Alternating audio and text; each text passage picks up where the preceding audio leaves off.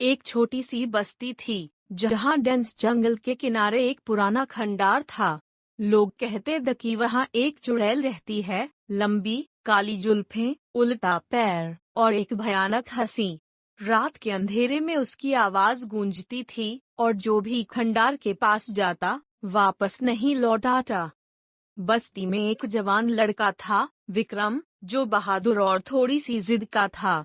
एक दिन गांव के कुछ लड़कों ने उससे चैलेंज किया। अगर तू इतना बहादुर है तो रात को खंडार जा और वहां से कुछ ला। विक्रम ने हंसकर चैलेंज एक्सेप्ट कर लिया, लेकिन उसके दिल में थोड़ी सी घबराहट थी।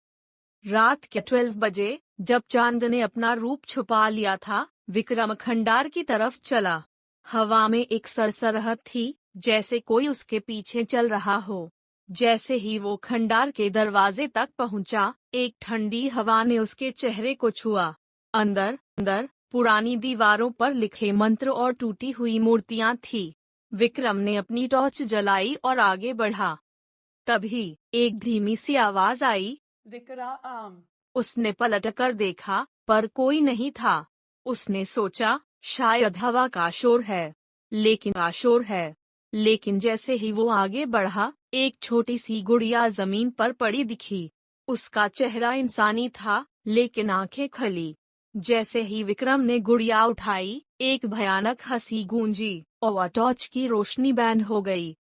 अंधेरे में उसने देखा, एक औरत, लंबा काला लिबास, उल्टा पैर और उसकी आंखें लाल। चुड़ैल थी वो। उसने अपने लंबे नाखून विक्रम की तरफ बढ़ाए और कहा, तू मेरी चीज चुराने आया है, अब तू यही रहेगा।